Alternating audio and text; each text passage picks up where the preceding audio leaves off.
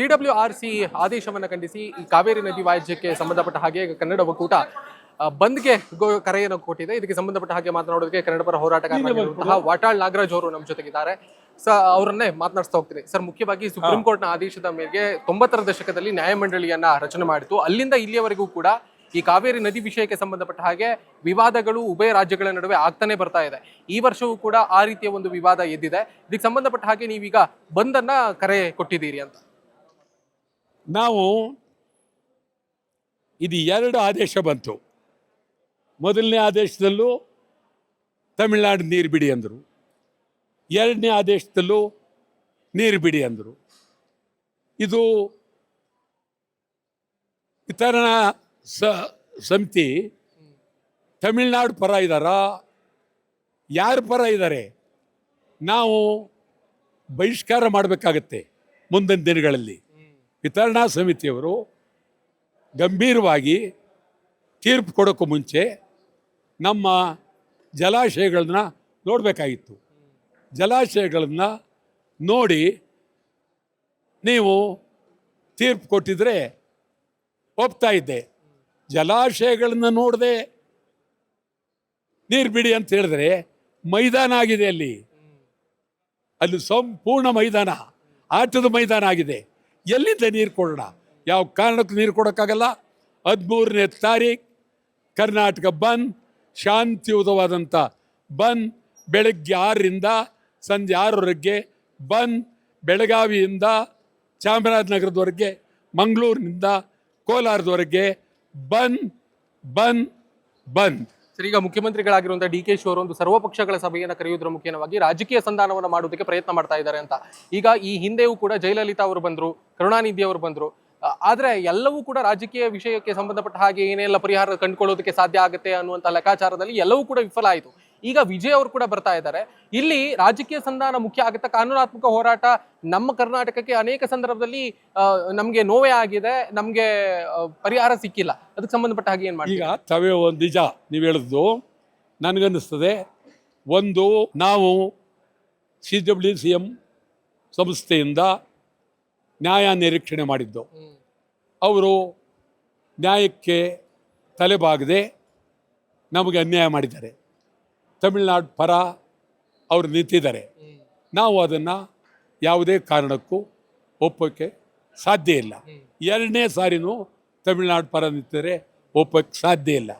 ಮತ್ತೀಗ ಮದ್ರಾಸ್ನಿಂದ ಮುಖ್ಯಮಂತ್ರಿ ವಿಜಯ್ ಬಂದರೆ ಅದನ್ನೂ ಬರಬಾರ್ದು. ವಿಜಯ್ ಬರೋದ್ರಿಂದ ಏನೂ ನಮಗೆ ಅನುಕೂಲ ಇಲ್ಲ. ವಿಜಯ್ ಬರುವಾಗ ತಮಿಳುನಾಡಿನಲ್ಲೇ ತೀರ್ಮಾನ ಮಾಡಿ ನಮಗೆ ನೀರು ಬೇಡಿ, ನೀರಿದೆ, ನೀವೇ ಕಷ್ಟದಲ್ಲಿದ್ದೀರಿ, ಆದ್ದರಿಂದ ನಾನು ನಿಮಗೆ ನೀರು ಬೇಡಿ ಅಂತ ಹೇಳೋದಕ್ಕೆ ಬರ್ತಾ ಇದ್ದೀನಿ ಅಂತ ಹೇಳಿದ್ರೆ ಬರಲಿ. ಇಲ್ಲ, ನೀರು ಬೇಕು ಅಂತ ಬರೋದಾದರೆ ನಾವು ಭಾರಿ ಹೋರಾಟ 3ನೇ ತಾರೀಕು ವಿಮಾನ ನಿಲ್ದಾಣವನ್ನು ಬಂದ್ ಮಾಡ್ತೀವಿ. ಸರ್, ಮುಖ್ಯವಾಗಿ ಇಲ್ಲಿ ನಾವು ಗಮನಿಸಬೇಕಾಗಿರೋದು ಏನು ಕೇಳಿದ್ರೆ, 2 ರಾಜ್ಯಗಳ ವಿವಾದ ಮತ್ತೆ ಬಿಕ್ಕಟ್ಟು ಅನೇಕ ವರ್ಷಗಳಿಂದ ನೋಡ್ತಾ ಬರ್ತಾ ಇದ್ದೀವಿ. ಈಗ ಇದಕ್ಕೆ ಸಂಬಂಧಪಟ್ಟ ಹಾಗೆ ಕೇಂದ್ರ ಸರ್ಕಾರ ಮಧ್ಯಪ್ರವೇಶ ಮಾಡಿದ್ರೆ ಮಾತ್ರ ಪರಿಹಾರ ಸಿಗತ್ತಾ ಅನ್ನುವ ವಿಷಯಕ್ಕೆ ಸಂಬಂಧಪಟ್ಟ ಮಾತನಾಡಿ. ಈಗಾಗಲೇ ಏನಾಗೋಗಿದೆ ಅಂದರೆ, ವಿತರಣಾ ಸಮಿತಿಯನ್ನ ಕಾನೂನುಬದ್ಧವಾಗಿ ನೇಮಕ ಮಾಡಿಬಿಟ್ಟಿದ್ದಾರೆ. ಅವರು ತೀರ್ಪು ಕೊಟ್ಟ ಮೇಲೆ ಇವರು ಬೀದಿಗೆ ಬರಲ್ಲ. ತಮ್ಗೆ ಹೇಳೋದಾದ್ರೆ ಅವ್ರು ಭಾಳ ನಾವೇನು ತಮಿಳ್ನಾಡು ಪರ ಆಗಬೇಕಾ, ಈಗ ಏನಾಗಿದೆ ಅಂದರೆ, ಕೇಂದ್ರ ಸರ್ಕಾರ ಆಗ ಭಾಳ ಹಿಂದೆ ಜವಾಹರ್ಲಾಲ್ ನೆಹರು ಇದ್ದಾಗ ಅವ್ರು ಹೇಳಿದ್ದೆಲ್ಲ ನಡೀತಾ ಇತ್ತು. ಈಗ ಅವೆಲ್ಲ ನಡೆಯಲ್ಲ, ಈಗ ಯಾರು ಕೇಳಲ್ಲ. ಈಗ ಆದ್ದರಿಂದ ಗಂಭೀರವಾಗಿ ಅವರು ಇರ್ತಾರೆ. ಎಲ್ಲಕ್ಕಿಂತ ಹೆಚ್ಚಾಗಿ ನಮ್ಮ ಪಾರ್ಲಿಮೆಂಟ್ ಸದಸ್ಯರೇ ಮಾತಾಡಿಲ್ಲ, ಬೇರೆಯವ್ರ ಬಗ್ಗೆ ಯಾಕೆ? 40-45 ಜನ, 30-35 ಜನ ಇರಬೇಕು. ಅವರಲ್ಲಿ 5 ಜನನಾರು ನಿಂತು ಪಾರ್ಲಿಮೆಂಟ್ನಲ್ಲಿ ಜೋರಾಗಿ ಧ್ವನಿ ಎತ್ತಿದರೆ ಅದಕ್ಕೊಂದು ರೂಪನೇ ಬರ್ತಿತ್ತು. ಮಾತೇ ಆಡ್ಲ್ವಲ್ಲ. ಸರ್, ಮುಖ್ಯವಾಗಿ ಇಲ್ಲಿ ನಾವು ಗಮನಿಸಬೇಕಾಗಿರುವಂಥ ವಿಷಯ ಏನು ಕೇಳಿದ್ರೆ, ಸೊ ಈ ವಿಷಯಕ್ಕೆ ಸಂಬಂಧಪಟ್ಟ ಹಾಗೆ ಅನೇಕ ಸಂದರ್ಭದಲ್ಲಿ ವಿವಾದಗಳು ಹೇಳ್ತಾನೆ ಬಂತು. ಸೊ ಈಗ ಸುಪ್ರೀಂ ಕೋರ್ಟ್ ಏನ್ 1991 ನಲ್ಲಿ ಬಂಗಾರಪ್ಪನವರು ಸುಗ್ರೀವಾಜ್ಞೆಯನ್ನು ಹೊರಡಿಸಿದ್ರಲ್ಲ, ಆ ಸುಗ್ರೀವಾಜ್ಞೆಯನ್ನ ಸುಪ್ರೀಂ ಕೋರ್ಟ್ ವಜಾಗೊಳಿಸಿದ ಸಂದರ್ಭದಲ್ಲಿ ಮಂಡ್ಯ, ಮೈಸೂರು ಆ ಭಾಗಗಳೆಲ್ಲೂ ಕೂಡ ರೈತರು ಹೋರಾಟ ಮಾಡಿದ್ರು, ಹಿಂಸಾಚಾರ ಆಯ್ತು. ಈಗ ಮತ್ತೆ ಸುಗ್ರೀವಾಜ್ಞೆಯನ್ನ ಹೊರಡಿಸಿ ಅಂತ ನೀವು ಒತ್ತಾಯ ಮಾಡ್ತಾ ಇದ್ರಿ ಡಿ ಕೆ ಶಿ ಅವರಿಗೆ. ಒಂದ್ ವೇಳೆ ಡಿ ಕೆ ಶಿ ಅವರು ಸುಗ್ರೀವಾಜ್ಞೆಯನ್ನು ಹೊರಡಿಸಿದ್ರೆ ಅದೇ ರೀತಿಯ ಗಲಾಟೆ ಹೋರಾಟಕ್ಕೆ ನಿಜ ನಿಜ ಅದಂತೂ ಆಗತ್ತೆ. ಆ ದೃಷ್ಟಿಯಿಂದ ಇದು ಬಹಳ ಸೂಕ್ಷ್ಮವಾದಂಥ ಪರಿಸ್ಥಿತಿ. ಬಹಳ ಅಲಗಿನಲ್ಲಿ ನಿಂತಿದ್ದೀವಿ ನಾವು, ಕತ್ತಿ ಅಲಗಿನಲ್ಲಿ ನಿಂತಿದ್ದೀವಿ.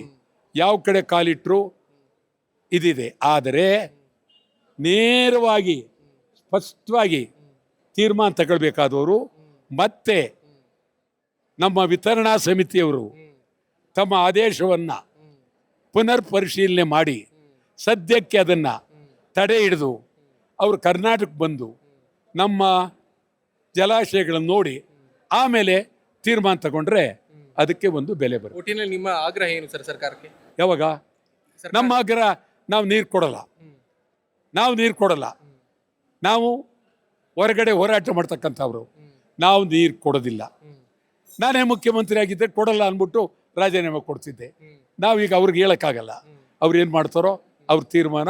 ಡಿ ಕೆ ಶಿವಕುಮಾರ್ ಅವರು ಬಿಟ್ಟು, ಡಿ ಕೆ ಶಿ ಅವರು ಕೂಡ ಈ ಹಿಂದೆ ಜಲಸಂಪನ್ಮೂಲ ಇಲಾಖೆಯ ಸಚಿವರಾಗಿದ್ರು. ಅವರು ಅದಕ್ಕೆ ಸಂಬಂಧಪಟ್ಟ ಹಾಗೆ ನದಿ ವ್ಯಾಜ್ಯ ವಿಷಯಗಳಿಗೆ ಸಂಬಂಧಪಟ್ಟ ಹಾಗೆ, ವಿವಾದಗಳಿಗೆ ಸಂಬಂಧಪಟ್ಟ ಹಾಗೆ ಒಂದು ಪುಸ್ತಕವನ್ನೇ ಕೂಡ ಬರೆದಿದ್ದಾರೆ. ಅವರು ಅಸಮರ್ಥತೆಯನ್ನು ತೋರಿಸಿದ್ರ ಅಥವಾ ಸರ್ಕಾರದಿಂದ ಕಾನೂನಾತ್ಮಕವಾಗಿ ಹೋರಾಟ ಮಾಡುವುದರಲ್ಲಿ ವಿಫಲ ಆಯ್ತ ರಾಜ್ಯ?